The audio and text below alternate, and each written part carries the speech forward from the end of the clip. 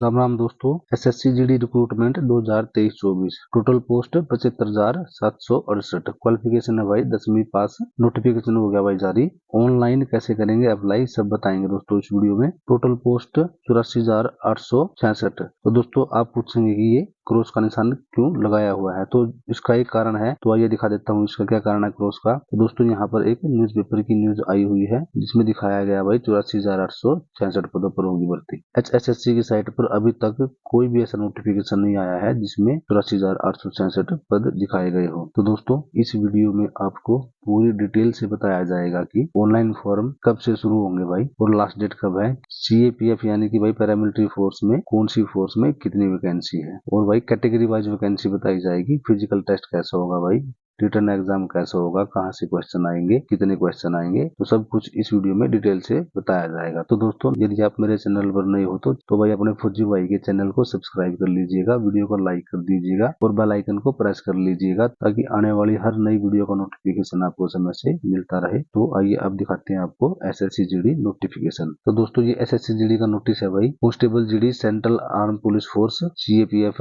NIA, SSF and rifleman GD Assam rifle examination 2023। Date of submission of online application 24 नवंबर 2023 से लेकर 28 दिसंबर 2023 तक है भाई। Last date and time of receipt of online application 28/12/2023 रात के 11 बजे तक। ऑनलाइन फीस पेमेंट है भाई वो 29/12/2023 तक है। Schedule of computer based exam होगा फरवरी 2024 में आपका रिटर्न एग्जाम होगा। तो वही आगे डिटेल देख लेते हैं भाई। लेवल 1 का जो पे स्केल है भाई वो 18,000 से लेकर 56,900 रुपए है। एनआईए और लेवल 3 का जो पे स्केल है वो 21,700 से लेकर 69,100 रुपए है। वैकेंसी की डिटेल देख लेते हैं। बीएसएफ में एससी कैटेगरी 3600, एसटी कैटेगरी भाई 2015, OBC 4,050, EWS 1,785, general 13,356। Total vacancy होगी भाई ये 24,806। और जो फीमेल कैंडिडेट की वैकेंसी है भाई वो एससी कैंडिडेट की 510, एसटी की 256, ओबीसी की 609, ईडब्ल्यूएस कैंडिडेट की 258, जनरल की 1436। टोटल पोस्ट होगी भाई 3,069। मेल और फीमेल की कुल वैकेंसी मिला के होगी 27,875। सीआईएसएफ में एससी कैंडिडेट की भाई 1925, एसटी कैंडिडेट 412, ओबीसी 1236, ईडब्ल्यूएस 759 और जनरल की है भाई 3545। टोटल वैकेंसी है भाई 7,870। और जो फीमेल वैकेंसी है सीआईएसएफ में एससी कैंडिडेट की 103 है, एसटी की 63 है, ओबीसी की 147 है, ईडब्ल्यूएस की 89 है, जनरल की 319 है। टोटल वैकेंसी 721 वैकेंसी होगी भाई। और मेल और फीमेल की कुल वैकेंसी 8,598 हो जाती है। ऐसे भाई सीआरपीएफ में SC candidate 6700, ST candidate 548, OBC candidate 5689, EWS candidate 1564 और जनरल की भाई 7,695। मेल कैंडिडेट की ये वैकेंसी टोटल 22,196 है। और फीमेल कैंडिडेट की भाई SC candidate 409, ST candidate 288, OBC candidate 568, EWS 269, general की भाई 1697। तो फीमेल की टोटल वैकेंसी 3231 हो जाती है। मेल और फीमेल की टोटल वैकेंसी मिला के 25,427 वैकेंसीज हो जाती है। SSB SC candidate 1259, ST candidate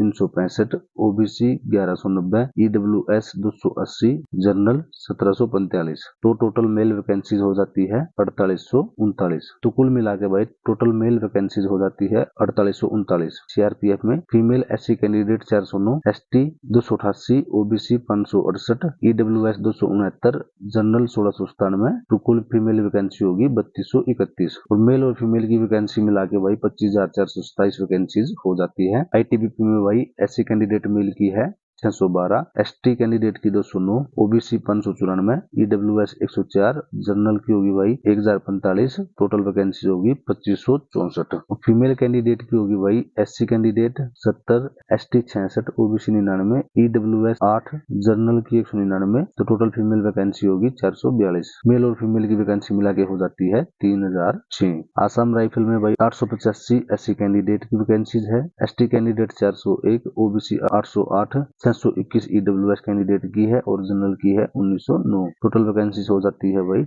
4624। Assam rifle में फीमेल एससी कैंडिडेट 27 वैकेंसीज है, एसटी की भाई 9, ओबीसी 30, ईडब्ल्यूएस 20, जनरल की 66। कुल मिला के 152 फीमेल वैकेंसीज है। तो टोटल वैकेंसीज हो जाती है भाई 4,776। एसएसएफ में SC candidate 105, ST 18, OBC 97, EWS 29, general की 209, टोटल वैकेंसी होगी भाई 458। फीमेल कैंडिडेट भाई एससी कैंडिडेट 32, एसटी 4, ओबीसी की 22, ईडब्ल्यूएस की 9, जनरल की 58। टोटल फीमेल वैकेंसीज 125 होती है और मेल और फीमेल को मिला के 583 वैकेंसीज दिखाई गई है। तो दोस्तों ये जो वैकेंसीज है वे सीएपीएफ की है। तो सीएपीएफ में टोटल एससी कैंडिडेट की वैकेंसी हो जाती है भाई 15,086, एससी कैंडिडेट की 3968, ओबीसी की 13,664, ईडब्ल्यूएस की 5142, जनरल की हो जाती है 29,295 और कुल टोटल वैकेंसीज हो जाती है भाई 67,364। ऐसे भाई फीमेल एससी कैंडिडेट की कुल वैकेंसीज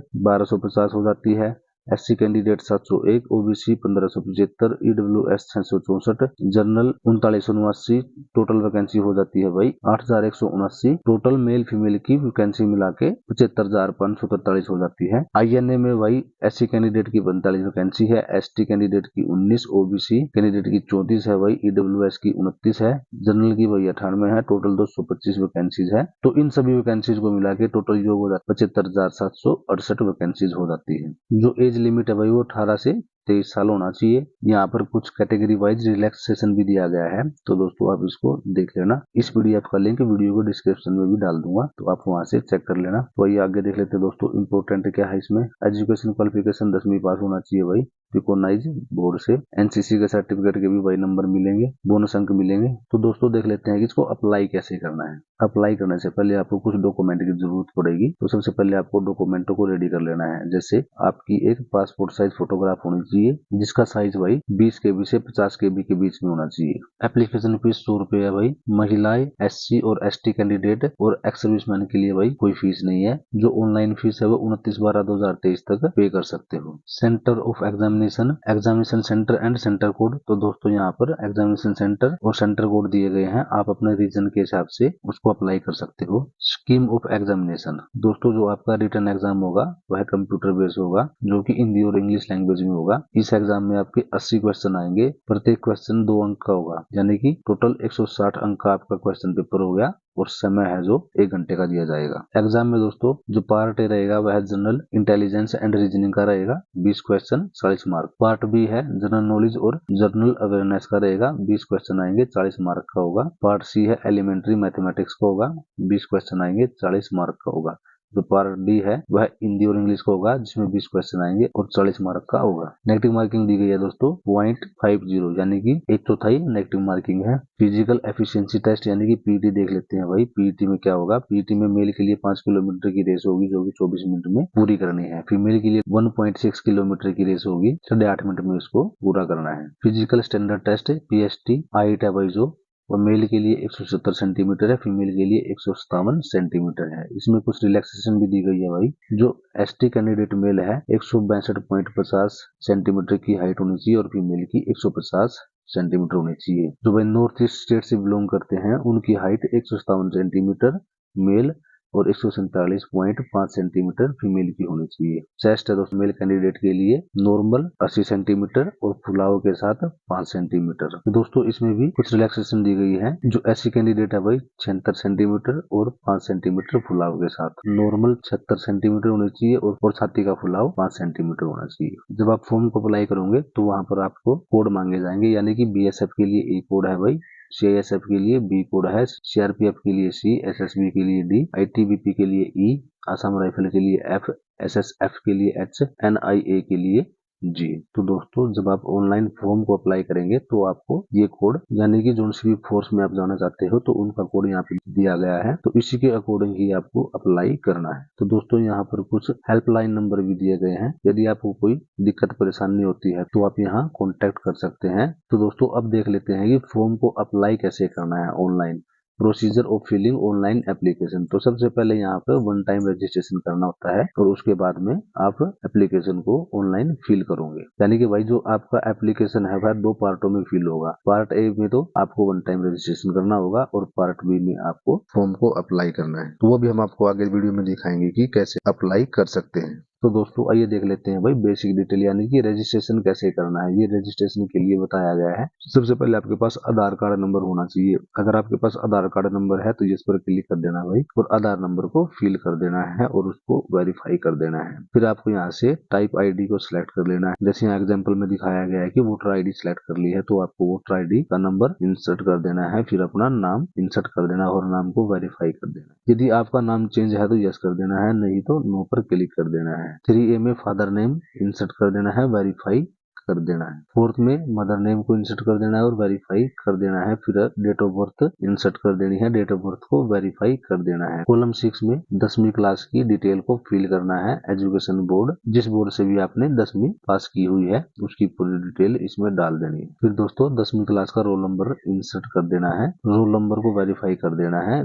किस साल में आपने 10वीं को पास किया था वो सन यहाँ पर डाल देना है और वेरीफाई कर देना है। फिर आपको जेंडर सिलेक्ट करना है, मेल या फीमेल, और फिर वेरीफाई कर देना है लेवल ऑफ एजुकेशन क्वालिफिकेशन। यहाँ पे आपको 10वीं सिलेक्ट कर लेना है। फिर यहाँ पर मोबाइल नंबर इंसर्ट कर देना है, वेरीफाई कर देना है। और दोस्तों सबसे इम्पोर्टेंट बात जो है कि आपके पास खुद की ईमेल आईडी होनी बहुत ही जरूरी है, क्योंकि जो भी एसएससी का नया नोटिफिकेशन आएगा एग्जाम से रिलेटेड वो आपकी ईमेल आईडी पर ही आएगा और रोल नंबर भी आपकी ईमेल आईडी पर ही आएंगे। तो ईमेल आईडी को इंसर्ट करके वेरीफाई कर देना है। फिर यहाँ से अपनी स्टेट को सिलेक्ट कर लेना है और उसके बाद यहाँ भाई अपनी कैटेगरी को सिलेक्ट कर लेना है। आप जिस भी कैटेगरी से बिलोंग करते हो उसको सिलेक्ट कर लेना है और वेरीफाई कर देना है। नेशनलिटी में भाई सिटीजन ऑफ इंडिया को सिलेक्ट कर लेना है। आइडेंटिफिकेशन ऑफ मार्क, यानी कि आपकी बॉडी पे कोई चोट का निशान है, कोई तिल का निशान है, तो उसको यहाँ पे फिल कर देना है। जैसे कि मोल ऑन राइट चिक, यानी कि भाई राइट चिक के ऊपर तिल। यहाँ पर भाई बेंचमार्क डिसेबिलिटी सिलेक्ट कर लेनी है। अगर कैंडिडेट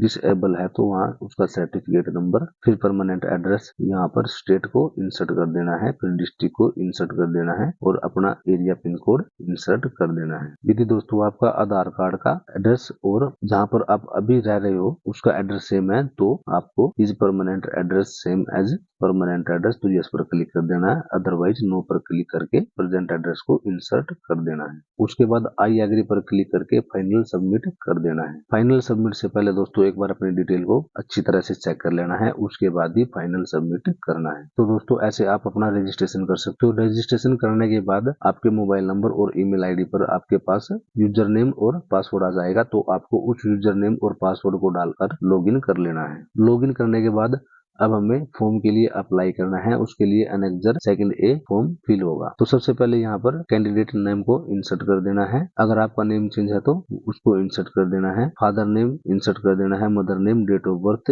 एज में डेट ऑफ बर्थ इंसर्ट कर देनी है। जेंडर सिलेक्ट कर लेना है। कैटेगरी, जिस भी कैटेगरी से बिलोंग करते हो कैटेगरी को सिलेक्ट कर लेना। नेशनलिटी में सिटीजन ऑफ इंडिया को सिलेक्ट कर लेना है। मार्क ऑफ विजिबल आइडेंटिफिकेशन में आपको आपकी बॉडी पर जो भी निशान है उसको इंसर्ट कर देना है। 11 नंबर में दोस्तों आपको 10th क्लास जिस बोर्ड से भी आपने पास की है उसको इंसर्ट कर देना है। 10th क्लास का रोल नंबर को इंसर्ट कर देना है और जिस भी सन में आपने पास की है उसको सिलेक्ट कर देना है। अगर आप एक्स सर्विसमैन हो तो यस पर क्लिक कर देना है, अदरवाइज नो पर क्लिक कर देना है। एक्स सर्विसमैन, यदि आप एक्स सर्विसमैन हो तो आपको अपनी डेट ऑफ ज्वाइनिंग इंसर्ट कर देनी है, यानी कि आपने पहले किसी भी आर्मर्ड फोर्स में कब ज्वाइन किया था। डेट ऑफ डिस्चार्ज को इंसर्ट कर देना है। Length of service in armoured force, यानी कि भाई कितने साल आपने नौकरी की है उसको यहाँ पर फिल कर देना है। डेट ऑफ डिस्चार्ज, जब भी आपने रिटायरमेंट ली है तो उसकी डेट यहाँ पर फिल कर देनी है। लेंथ ऑफ सर्विस, यानी कि जितने साल आपने नौकरी की है उसकी डिटेल यहाँ पर भर देनी है। Do you have already join in a civil post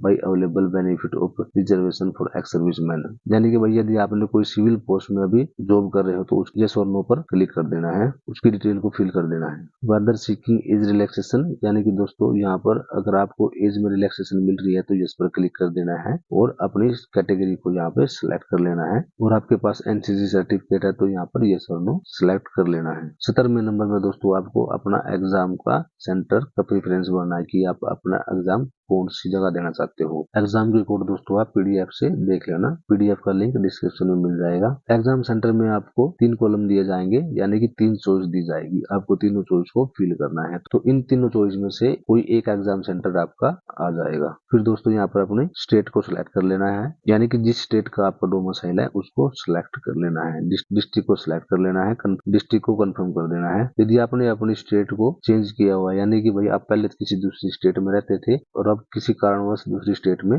बस गए हो, तो उसको भाई दोस्तों यस और नो पर क्लिक कर देना है।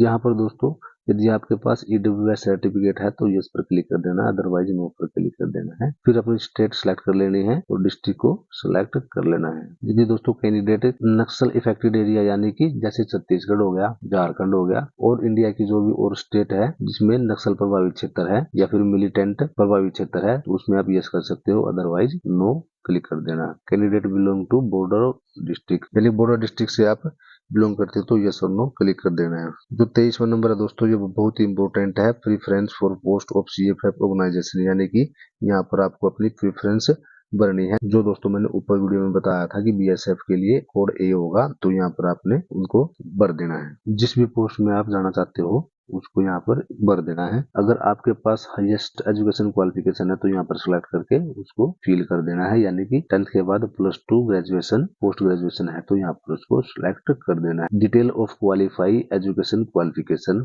तो यहाँ पर उसकी डिटेल को फिल कर देना है। अपनी क्वालिफिकेशन को इंसर्ट कर देना है, यानी कि अगर आप 10th पास हो तो यहाँ पर 10th को सिलेक्ट कर लेना है। किस साल में आपने 10th को पास किया है वो है इंसर्ट कर देना है। जिस भी बोर्ड से आपने पास किया है उसको इंसर्ट कर देना है। नेम ऑफ बोर्ड का नाम इंसर्ट कर देना है, रोल नंबर को इंसर्ट कर देना है और परसेंटेज डाल देनी है। फिर दोस्तों आपको यहाँ पर क्लिक करके इस पैरा को पढ़ सकते हो और उसके अकॉर्डिंग यस और नो क्लिक कर सकते हो। कोरस्पोंडेंस एड्रेस आपका यहाँ पर शो हो जाएगा और स्टेट आपकी यहाँ पर शो हो जाएगी। जो आपने अपना एड्रेस फिल किया है वो है पूरा शो हो जाएगा। अब दोस्तों आपको अपना फोटो और सिग्नेचर अपलोड करना है। जो दोस्तों आपका फोटो है वह पासपोर्ट साइज होना चाहिए, जिसका साइज है 20 KB टू 50 KB होना चाहिए। यदि दोस्तों आपको फोटो का साइज कम करना नहीं आता तो मैं वीडियो को डिस्क्रिप्शन में इसका भी लिंक दे दूंगा, आप उस साइट पर जाकर अपना फोटो का साइज कम या ज्यादा कर सकते हो। यहाँ पर दोस्तों आपने अपने सिग्नेचर को अपलोड करना है, यानी कि दोस्तों आप किसी व्हाइट पेपर पर अपने सिग्नेचर कर सकते हो और फोन के साथ उसको फोटो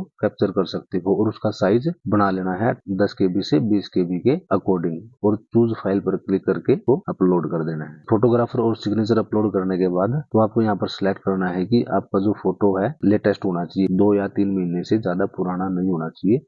और कोशिश यही करना है कि आप अपने फोन से ही फोटो कैप्चर कर सकते हो और उसका साइज बना सकते हो। फिर दोस्तों डिक्लेरेशन आ जाती है, उसके बाद आई एग्री पर क्लिक करना है और कैप्चा को इंसर्ट कर देना है और प्रीव्यू पर क्लिक कर देना है। प्रीव्यू पर क्लिक करने के बाद आप अपने डिटेल को चेक कर सकते हो कि इसमें कोई गलती तो नहीं है। अगर गलती है तो उसको आप एडिट कर सकते हो। तो यहाँ पर कुछ सर्टिफिकेट दिए गए हैं, उनको भी PDF से देख लेना। तो इस प्रकार दोस्तों आप अपना फॉर्म घर बैठे ही अप्लाई कर सकते हो, किसी भी CSC सेंटर या दुकान पर जाने की जरूरत नहीं है। इस वेबसाइट का लिंक भी मैं आपको वीडियो के डिस्क्रिप्शन में दे दूंगा, या फिर आप ssc.nic.in पर जाकर अपने फॉर्म को अप्लाई कर सकते हो। तो इसी तरह और भी लेटेस्ट जॉब के बारे में जानकारी जानना चाहते हो तो आप अपने फौजी भाई के चैनल को सब्सक्राइब कर लीजिएगा, वीडियो को लाइक कर दीजिएगा और ज्यादा से ज्यादा शेयर कर दीजिएगा। तो वीडियो देखने के लिए धन्यवाद। जय हिंद।